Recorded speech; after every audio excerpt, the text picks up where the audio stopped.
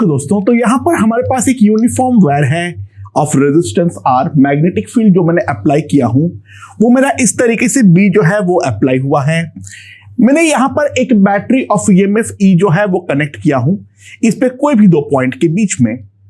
तो सवाल यहां पर ये है जो किस तरीके से हमें कनेक्ट करना चाहिए जो कि ये वाले पूरे के पूरे वायर पे मैक्सिमम फोर्स लगे और वो मैक्सिमम फोर्स की वैल्यू जो है वो हमें वो हमें निकालना है। अच्छा, फिर ट्राई टू रियलाइज हम यहां पर करंट जो चाहेंगे वो चाहेंगे वर्टिकली फ्लो हो, क्योंकि हॉरिजॉन्टल करंट के कारण जो हमारा फोर्स आएगा वो तो हमारा जीरो आएगा।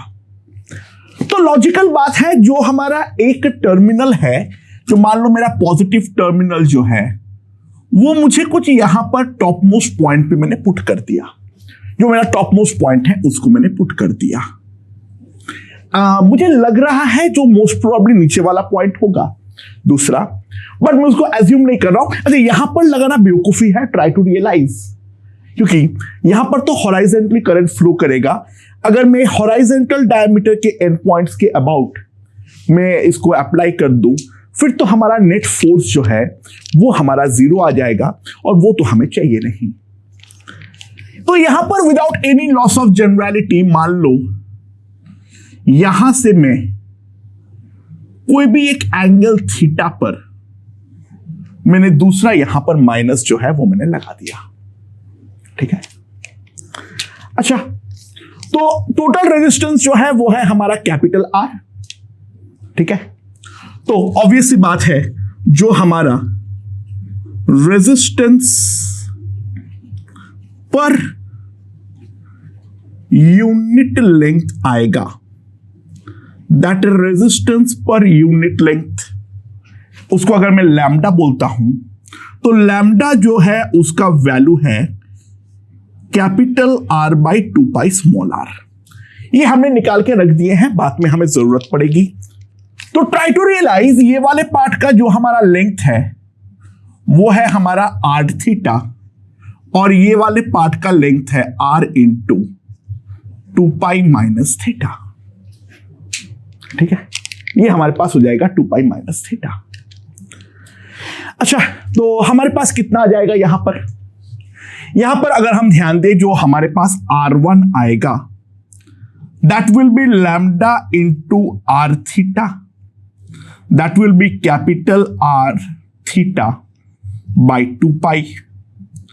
और जो हमारे पास R2 आएगा that will be lambda R 2 pi minus theta, so that will be equals to capital R 2 pi minus theta by 2 pi. तो हमारे पास जो आर इक्विवेलेंट आएगा that will be 1 by R1 plus 1 by R2 का inverse. ये चीज हम लोग यहां पर साफ साफ देख सकते हैं। तो मेरे पास यहां पर आ जाएगा 2 पाई, R बाई 2 पाई को तो बाहर निकाल देता हूं, 1 by theta plus 1 by 2 pi minus theta का इनवर्स। एंड यहां पर अगर हम देखें तो यहां पर हमारे पास 2 पाई आएगा, ऊपर जो आएगा हमारे पास 2 पाई आएगा, तो हमारे पास आ जाएगा R theta into 2 pi minus theta divided by 4 pi square. तो यहां पर हमारे पास जो ईएमएफ जब मैं कनेक्ट कर रहा हूं ई, तो यहां पर जो हमारा नेट करंट एंटर करेगा आई, चलो वो भी निकालने की जरूरत नहीं थी। ऐसे यहां पर करंट हमारा जो भी होगा, यहां पर हमारा करंट जाएगा I1 और यहां पर मान लो करंट जाता है I2।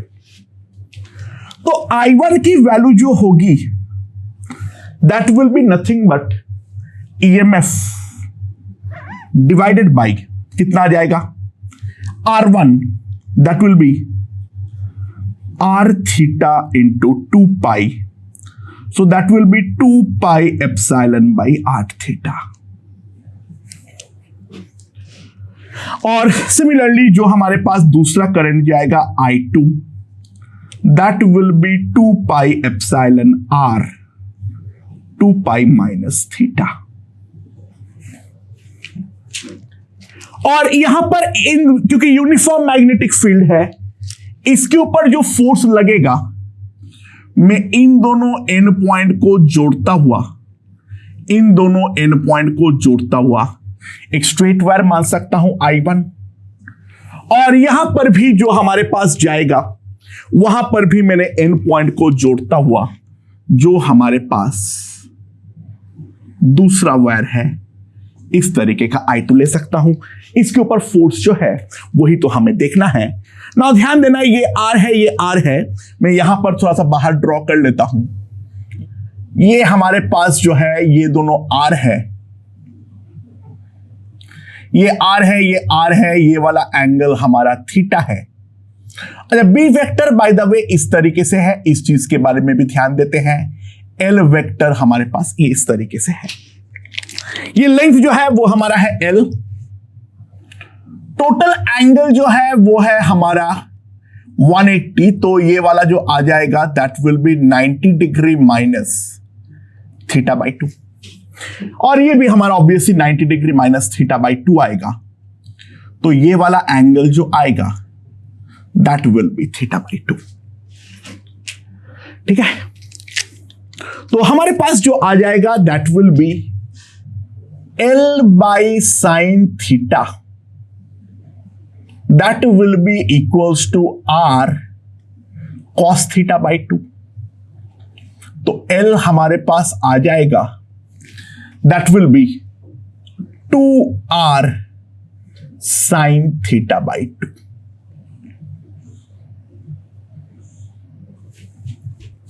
ये हमारा L हो जाएगा। एंड यहां पर जब हमारे पास L आ गया है तो टोटल करंट जो होगा वो हमारे पास आ जाएगा I, that will B I1 plus I2, and that is nothing but EMF by the total R equivalent, so that will be 4 pi square epsilon capital R theta into,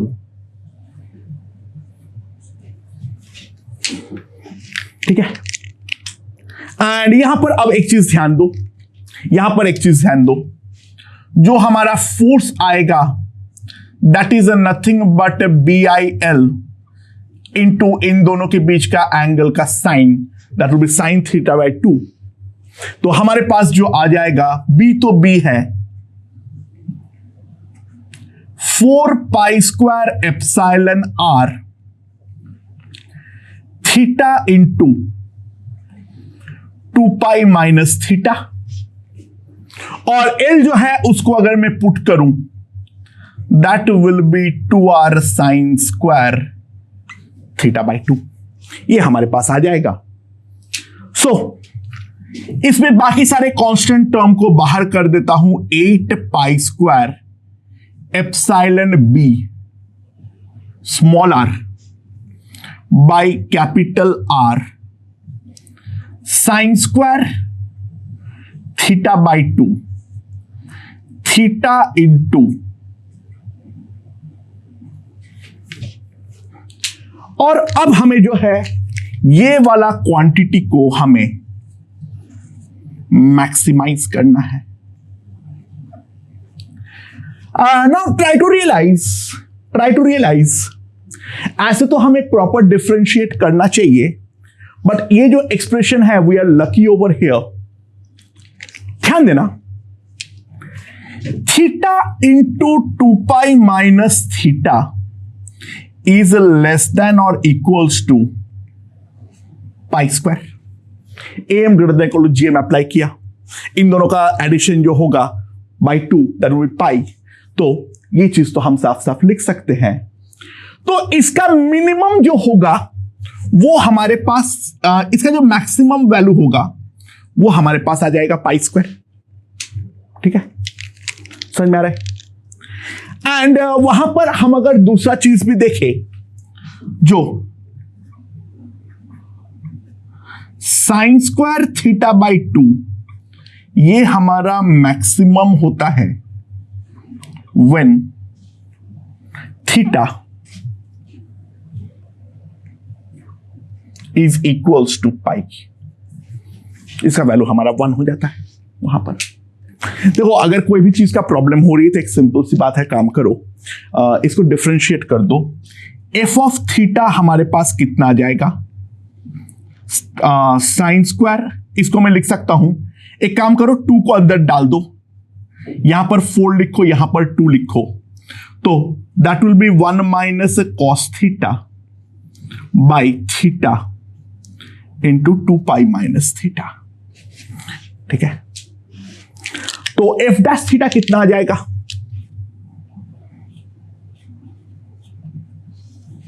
theta into 2 pi minus theta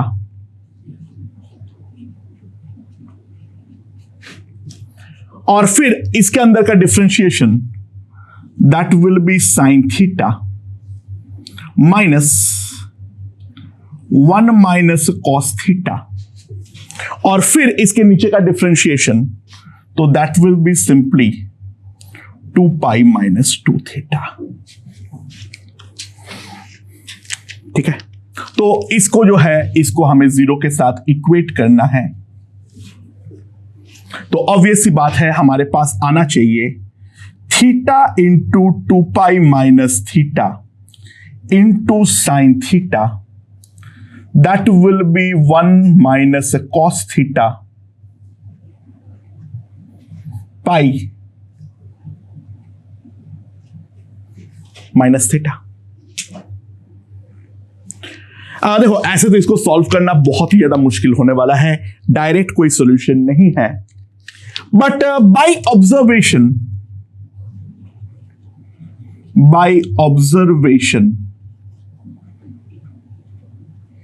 theta must be equals to pi, ये हमारे पास आ जाएगा। देख लो, जैसे pi put करूंगा left hand side भी 0 हो रहा है और जैसे पाई पुट करूंगा ये भी हमारा 0 हो रहा है, तो बाय ऑब्जर्वेशन हमारे पास सॉल्यूशन आ चुका है जो हमने एक्सपेक्ट किए थे। तो by observation theta equals to pi, तो मैक्सिमम फोर्स होगा F is a max when connected across vertically opposite points, when connected across a vertically opposite points। और F max अगर हम ध्यान दें, F max का वैल्यू कितना आ जाएगा, वी कैन क्लियरली सी, ये 2 को वापस यहां पर डाल दो तो ये चीज तो 1 हो जाएगा और ये चीज हमारा पाई स्क्वायर होगा, पाई स्क्वायर हमारा कटेगा, तो 8 epsilon B small R by capital R, so that will be the maximum force that is acting between the two. Okay दोस्तों, अगला क्वेश्चन देखते हैं। हमारे पास यहां पर 2 लॉन्ग वायर्स है, उनका रेडियस है r और उन दोनों के बीच का जो सेपरेशन है वो है हमारा a। ठीक है, यहां पर ऊपर की तरफ एक बैटरी कनेक्टेड है, नीचे एक रेजिस्टेंस कनेक्टेड है r। तो सवाल यहां पर यह है r का वैल्यू क्या होना चाहिए जो कि इन दोनों लॉन्ग वायर के बीच में फोर्स जो है वो हमारा 0 हो जाए। तो सबसे पहले देख के लगता है मतलब इन दोनों का जो है ये रेजिस्टेंस लेस है, ये सुपर कंडक्टिंग है, ये मान लो इनका कोई आपस का रेजिस्टेंस जो है वो हमारा नहीं है। तो सबसे पहले देख के लगता है एक बार के लिए यहां पर फोर्स 0 हो ही कैसे सकता है, यहां पर से करंट जो है वो हमारा आई जा रहा है और यहां पर भी उतना ही करंट आई जा रहा है। आई का वैल्यू जो है वो है हमारा V बाई आर। ऑब्वियस सी बात है यहां पर दोनों के बीच में एक रिपल्सिव फोर्स जो है वो रिपल्सिव फोर्स Fm जो है वो हमारा लगेगा। तो अट्रैक्टिव फोर्स तो इस तरीके से लगना चाहिए ही नहीं, और repulsive force per unit length जो है वो भी हम आसानी से निकाल सकते हैं। जो हमारा Fm का वैल्यू है that will be mu naught I square by 2 pi A per unit length. Now after that we realise, जो ऑब्वियस सी बात है, यहां पर दोनों के बीच में पोटेंशियल डिफरेंस V है, तो ये हमारा हायर पोटेंशियल पे होगा, ये हमारा लोअर पोटेंशियल पे होगा, तो यहां पर इलेक्ट्रिकल न्यूट्रलिटी भी मेंटेन हो नहीं सकता है, क्योंकि अगर मैं क्लोज्ड लूप में दौड़ूं ऐसे से ऐसे जाके यहां पर इस तरीके से, ऑब्वियस सी बात है हमारा नेट ड्रॉप जीरो नहीं हो रहा है, तो नेट ड्रॉप को जीरो करने के लिए एक इन दोनों के बीच में इलेक्ट्रिक फील्ड भी एग्जिस्ट करना चाहिए। ध्यान दो, जो हमारा ये वाला वायर है वो हमारा पॉजिटिवली चार्ज्ड हो जाएगा और ये वाला जो है वो हमारा नेगेटिवली चार्ज्ड हो जाएगा, और इस कारण पे दोनों के बीच में एक इस तरीके से ई वेक्टर भी तो हमारा एग्जिस्ट करेगा, यानी ये हमारा एक इनफाइनाइट रॉड की तरह भी ट्रीट होने वाला है। तो सबसे पहले तो यहां पर जो हमारा चार्ज पर यूनिट लेंथ है लैम्डा, वो लैम्डा का वैल्यू हमें निकालना है। तो यहां से जब मैं कोई भी जनरल डिस्टेंस x पर आता हूं, तो जो हमारे पास नेट इलेक्ट्रिक फील्ड आएगा that will be lambda by 2 pi epsilon not x plus lambda by 2 pi epsilon naught a minus x, और इसका जो इंटीग्रल होना चाहिए वो हमारे पास v होना चाहिए। So try to realise integral e dot dx, x varying from a to r minus r, that must be equals to v।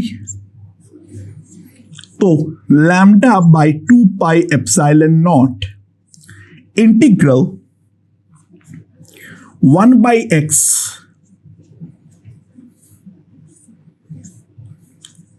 dx from r to a minus r, that must come out to be equals to v। यहां पर ये चीज हम साफ साफ लिख सकते हैं, ठीक है, राइट। सो लैम्डा का वैल्यू यहां से क्या आएगा? अच्छा, लॉजिकली इसका इंटीग्रेशन और इसका इंटीग्रेशन सेम आएगा, दोनों के चलते नेट ड्रॉप जो है वो तो केवल हमारा a माइनस एक्स और 1 बाई एक्स जो है वो इंटरचेंजेबल वेरिएबल्स है। तो केवल अगर मैं इसका इंटीग्रेशन देखूं तो lambda by pi epsilon naught integral dx by x 2 times कर दिया r to a minus r, that is v। So lambda by pi epsilon naught ln of a minus r को मैं प्रैक्टिकली a लिख सकता हूं because a is much much greater than r, so that will be equals to v। तो हमारे पास lambda जो आ जाएगा that will be pi epsilon naught v by ln a by r। ना इसके इलेक्ट्रिक फील्ड में ये हमारा एग्जिस्ट करता है, तो ऑब्वियस सी बात है एक इलेक्ट्रोस्टैटिक अट्रैक्शन यहां पर लगेगा। यहां पे जो इसका इलेक्ट्रिक फील्ड होगा Fe, तो इलेक्ट्रिक फील्ड जो होगा E, that will be nothing but lambda by 2 pi epsilon naught A। So pi epsilon not gone, V ln a by r, ये हमारे पास आ जाएगा इलेक्ट्रिक फील्ड। तो हमारे पास जो फोर्स आ जाएगा Fe, that will be nothing but E into lambda, that is the force per unit length attractive. So कितना आ जाएगा मेरे पास? Pi epsilon naught v square a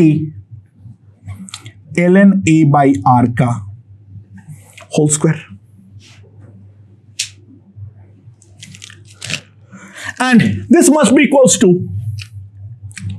mu naught I is nothing but v by r, v square by 2 pi a into R square, ये हमारे पास आ जाएगा।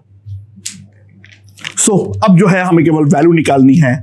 सो ए इज गॉन, ठीक है, A is gone, V square is gone. तो हमारे पास जो आ जाएगा, एक 2 मैंने कहीं पर गायब किया हूं, लैम्डा बाई 2 पाई, सॉरी यहां पे 2 गायब हो गया है मेरा, तो यहां पर भी हमारे पास एक 2 होगा, 2 बचेगा, और ये 2 भी जो है वो हमारा चला जाएगा। तो हमारे पास जो आ जाएगा that will be R square equals to mu naught by epsilon naught, नीचे जो है वो हमारे पास आ जाएगा pi square into ln A by R, इसका हमारा होल स्क्वायर। तो हमारे पास ये भी हमारा होल स्क्वायर है। सो आर का वैल्यू जो हमारे पास आ जाएगा that will be 1 by pi root over mu naught by epsilon naught ln a by r. So that will be the value of r, the resistance. Okay? Okay दोस्तों, similar question है मेरे पास। यहां पर बस रेक्टेंगुलर प्लेट है, rectangular plate का जो width है वो है मेरा b, और इन दोनों के बीच का सेपरेशन जो है वो हमारा d है। These two plates are very very long. b जो है वो है मेरा 4 सेंटीमीटर और d जो है वो है हमारा 4 मिलीमीटर। सो विड्थ जो दोनों के बीच का गैप है वो हमारा बहुत ही ज्यादा छोटा है। एक रेजिस्टेंस का सर्टेन वैल्यू है आर नॉट, जिसके कारण इन दोनों के बीच में फोर्स हमारा 0 हो जाता है। तो हमें निकालना है नेट फोर्स अगर हमारा रेजिस्टेंस जो है वो √3 आर नॉट हो तब। अच्छा, ऑब्वियस ही बात है, अगर हम ध्यान दें यहां पर एक कोई तो हमारे पास पर्टिकुलर थिकनेस होगा, विड्थ होगा, दैट आई डोंट नो, ठीक है, जिसके बारे में हमें मालूम नहीं है। तो यहां पर जो हमारा प्लेट का थिकनेस है, इसकी प्लेट का मैं साइड व्यू ड्रॉ कर ले रहा हूं। ये है हमारा बी, और यहां पर जो एक छोटा सा थिकनेस है वो थिकनेस है हमारा ए, ठीक है, जरूरत पड़ने पे उसको मैं यूज करूंगा। अच्छा, करंट आई जो होगा वो आई हमारे पास कितना आ जाएगा, I will be nothing but v by R, और दोनों प्लेट इस तरीके से हमारा आमने सामने है, ठीक है। और ऑब्वियसली बात है यहां पर से जो करंट है वो हमारा अंदर जा रहा है। मैं अगर ऊपर से देख रहा हूं तो अंदर जा रहा है, तो ये वाले पे करंट जो है वो हमारा अंदर है, और यहां पर करंट जो है वो हमारा इस तरीके से बाहर है, ठीक है। एंड ऑब्वियसली बात है यहां पर जो है ये वाला हमारा पॉजिटिवली चार्ज हो जाएगा और ये वाला हमारा नेगेटिवली चार्ज हो जाएगा। तो ये ऑब्वियसली बात है ये दोनों हमारा एक पैरेलल प्लेट कैपेसिटर की तरह काम करेगा। इसका कोई सर्टेन लेंथ में ले लेता हूं L, जो कि सफिशिएंटली लार्ज है, डोंट वरी, लेकिन फिर भी हमें चाहिए तो होगा। तो इसका जो हमारा एरिया होगा that will be LB and this will be LB। तो जो हमारे पास कैपेसिटेंस आएगा C, epsilon naught A by D, तो जो चार्ज हमारा क्रिएट होगा that charge will be epsilon naught LBV by D, ये हमारे पास आ जाएगा। This is going to be the total charge. And now ये जो हमारा टोटल चार्ज है, इन दोनों के बीच में जो हमारा इलेक्ट्रोस्टैटिक फोर्स लगेगा Fe, that I know, that will be Q square by 2A epsilon naught, तो epsilon naught square L square B square V square by 2 LB D square. So जो हमारे पास इलेक्ट्रोस्टैटिक अट्रैक्टिव फोर्स आता है that comes out to be 2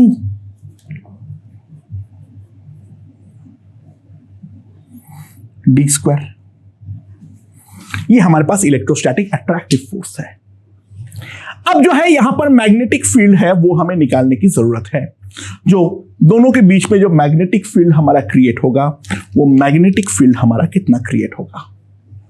अच्छा obviously ध्यान देना, इन दोनों के बाहर जो होगा मैग्नेटिक फील्ड हमारा 0 होगा। तो बेसिकली यहां पर तो हमारा ये इसका अंदर का रीजन जो है वो हमारा एक सोलिनॉइड की तरह बिहेव करेगा, यानी इन दोनों के बीच मैग्नेटिक फील्ड लाइन जो होगा वो हमारा इस तरीके से स्ट्रेट पैरेलल होने वाला है। देख लो यहां पे बाहर तो ये ऊपर, ये हमारा ऊपर, यानी इन दोनों फील्ड के बीच में इस तरीके से हमारा मैग्नेटिक फील्ड लगने वाला है इसके रेंज पे। यानी इसके साइड से देखने पर हमें इधर से अगर मैं देख रहा हूं तो मेरा मैग्नेटिक फील्ड जो है वो मेरे पास इस तरीके से इस डायरेक्शन के अलोंग हमारा एग्जिस्ट करता है। ठीक है, अच्छा तो मैग्नेटिक फील्ड का वैल्यू हम किस तरीके से निकालेंगे। ध्यान दो, अगर मैं यहां पर इस तरीके से एक एम्पीरियन लूप काट लिया, इन दोनों पे तो कुछ नहीं होगा, तो magnetic field B into L, यहां पर जो हमारा टोटल B, ये जो लेंथ है हमारा B, that will be equals to mu naught into I enclosed.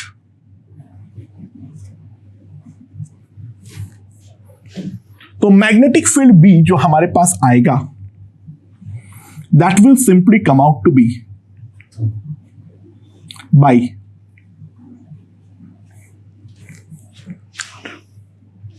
that is the value of magnetic field. Now, यहां पर जो ये मैग्नेटिक फील्ड होगा, ये मैग्नेटिक फील्ड इस वाले पे दूसरे वाले पे हमारा फोर्स लगाने वाला है, क्योंकि यहां पर भी तो करंट हमारा इतना ही है।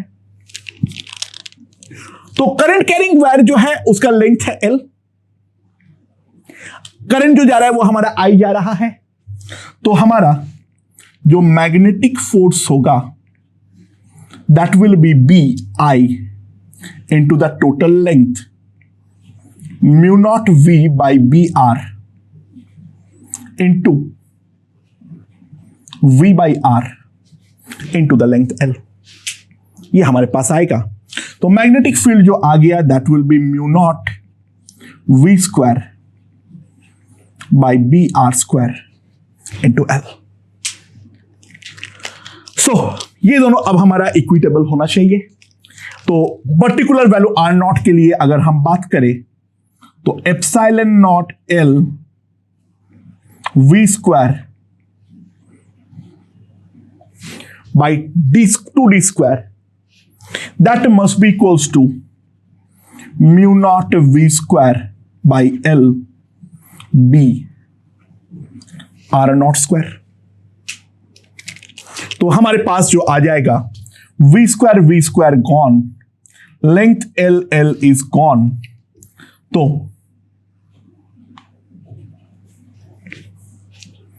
सॉरी मैंने अभी एक प्रॉब्लम कर दिया हूं।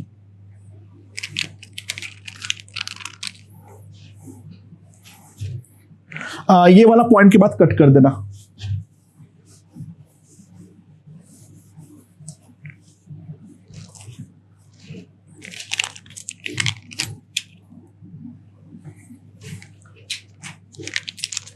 ओके दोस्तों, तो इसके अंदर का रीजन का मैग्नेटिक फील्ड आ गया है।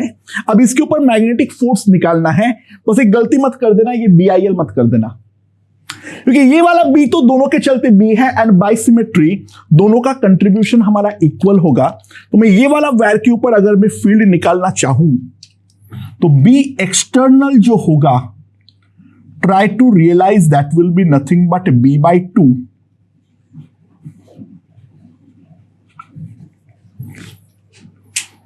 ठीक है। यहां पर केवल फोर्स केवल एक्सटर्नल फील्ड के कारण लगता है, खुद के कारण नहीं। सो जो हमारा FM होगा I into L mu naught V by 2br, mu naught v square L by 2br square. Now, for r equals to r naught,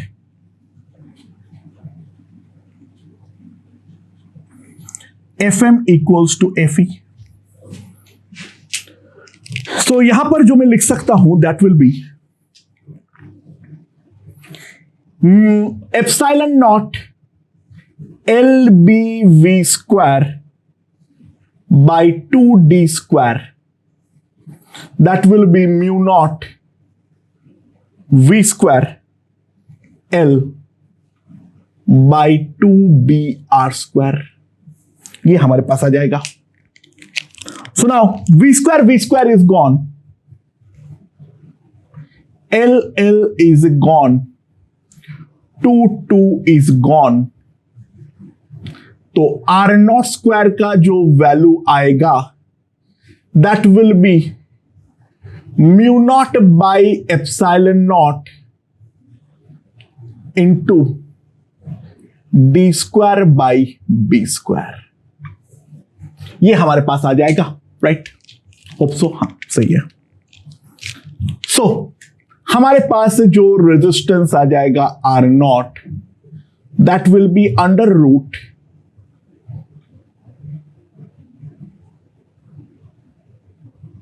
D by B.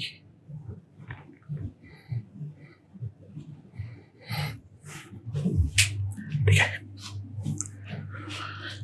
अच्छा, now try to realise this value is independent of R. ये वाला value जैसे ही हमारा are बढ़ाऊंगा तो मेरा कम हो जाएगा.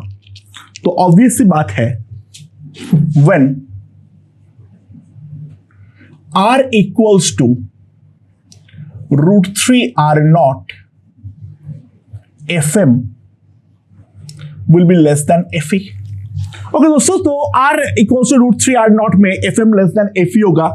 fe तो हमारा अनचेंज्ड होगा और जो fm होगा वो हमारा 1/3 हो जाएगा, यानी पुराना fe का 1/3 हो जाएगा. तो ऑब्वियस सी बात है f नेट जो होगा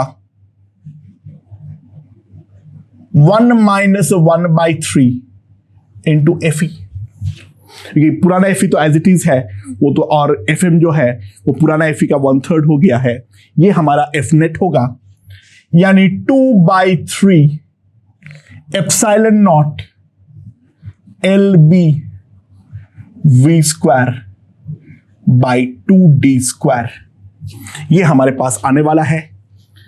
तो ऑब्वियसली पर यूनिट लेंथ हम निकाल सकते हैं, f net by L, that will be epsilon naught b v square by 3d square. अब हम इसका वैल्यू अगर हम सब्स्टिट्यूट करेंगे तो सारे के सारे वैल्यू आ जाएगा. उसको मैं निकाल नहीं रहा हूं, कैलकुलेट कर लेना. ठीक है, ये हमारे पास final force per unit length आ जाएगा. ओके दोस्तों, ऐसे look at an interesting question.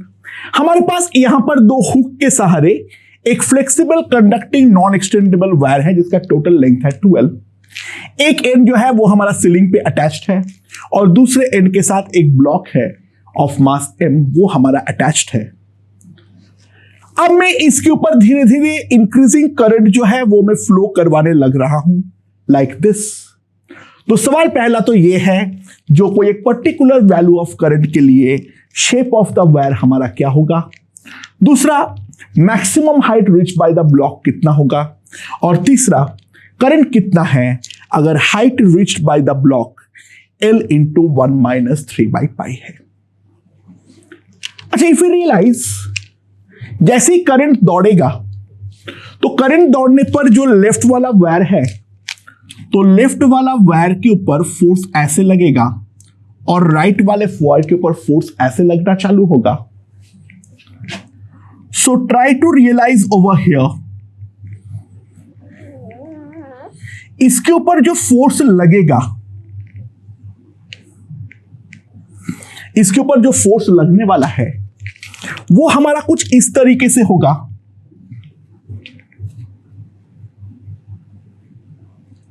Radially outward होगा।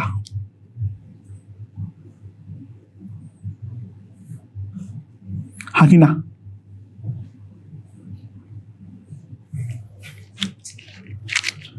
सो अगर हम ध्यान दें, force is just like surface tension, और जैसे कि हम सरफेस टेंशन में जानते हैं, जो हमारा हर लूप जो है वो एक सर्कुलर शेप एज्यूम करता है। The loop will take a shape of circular wire. The loop will take a shape of a circular wire, नहीं बोला सर्कुलर, नहीं बोलना चाहिए, सर्कुलर आर्क। ठीक है। जैसे जैसे इसका हमारा सर्कल कंप्लीट होता जाएगा, वैसे वैसे ये हमारा ब्लॉक जो है वो ऊपर जाएगा। तो ऑब्वियस सी बात है, H max occurs when it becomes completely circular. जब ये हमारा पूरी तरीके से सर्कल बन जाएगा, वहां पर हमारा मैक्सिमम हाइट जो है वो हमारा बनने वाला है। तो जब हमारा कंप्लीटली सर्कल बनेगा, ध्यान दो इसका रेडियस है मान लो r, तो 2 pi r must be equals to L। तो R will be equals to L by 2 pi। तो ये जो पॉइंट ऑफ हिंज है, वहां से इसका डिस्टेंस जो होगा वो हमारा 2r बन जाएगा। ये हमारा 2r बन जाएगा। तो सिंपली हम यहां से एक चीज बोल सकते हैं, जो हमारा H max होगा, that is nothing but L minus 2r। ये पहले तो हमारा लेंथ L पे था, तो हमारे पास आ जाएगा L minus L by pi, तो L into 1 minus 1 by pi. That is the maximum height that can be reached. ठीक है। एंड अब बोला है यहां पर ए वाले हाइट पे पहुंचने के लिए हमारा कितना करंट होना चाहिए। तो सिंपल सी बात है, ध्यान दो, यहां पर जो हमारे पास ब्लॉक है जिसका मास है m,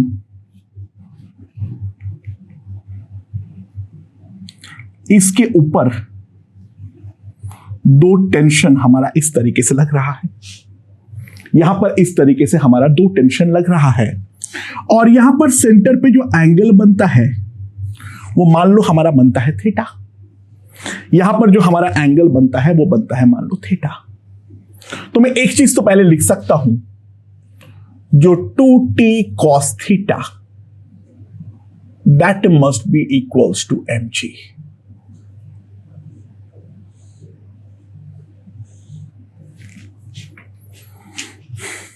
ठीक है। 2t cos theta must be equals to mg, right. अच्छा, अब अगर हम ध्यान दें, ये जो हमारा सर्कुल जो हमारा वायर है,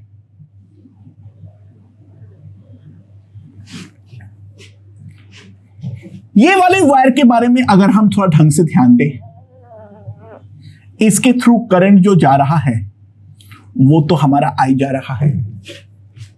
इसके थ्रू करंट जो जा रहा है वो हमारा आई जा रहा है इस तरीके से।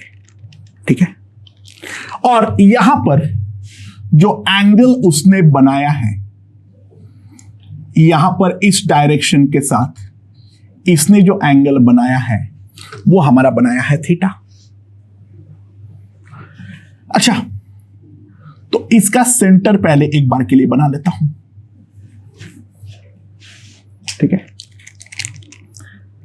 यहां पर अगर हमारा एंगल है थीटा, ये वाला लेंथ जो है वो तो हमारा अभी भी एल ही है। अच्छा, ये वाला हाइट हमारा कितना हो जाएगा? ये ऊपर आया है इतना लेंथ से, तो यहां से यहां का गैप जो होगा that will be nothing but 3l by पाई। जो कॉर्ड का लेंथ होगा that is nothing but 3l by pi, ठीक है। तो ये जो हमारा 3l बाई पाई होगा, ध्यान देना, ये वाला कॉर्ड का लेंथ है हमारा 3l बाई पाई, और जो हमारा आर्क का लेंथ है वो हमारा है l, और इसका जो हमारा रेडियस बनेगा वो तो हमारा कुछ सर्टेन वैल्यू बनेगा ही बनेगा, उसके बारे में देखते हैं। ये रेडियस को मैं मान लेता हूं कोई स्मॉल r। यहां पर ये हमारा परपेंडिकुलर है, तो this is 90 minus theta, so we have to realise this is also theta and this is also theta. तो 2r theta is equals to L।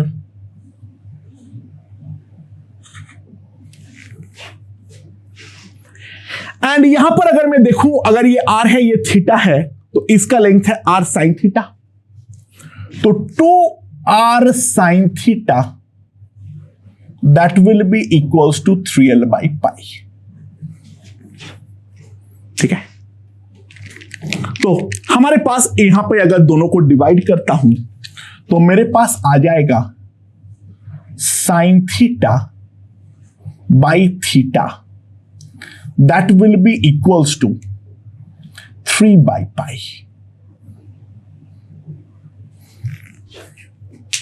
ठीक है।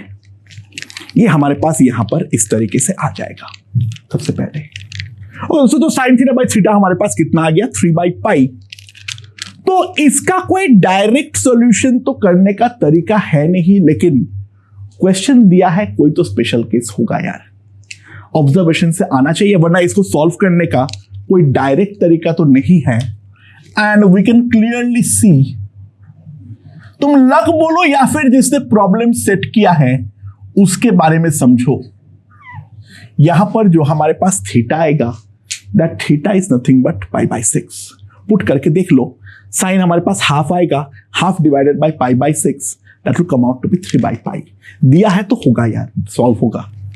ओके, तो थीटा पाई बाई 6 यहां पर एक बार पुट कर दो, तो हमारे पास पाई बाई 6 यानी cos 30, यानी टेंशन का वैल्यू जो आ जाएगा मेरे पास, वो मेरे पास आ जाएगा mg बाई √3।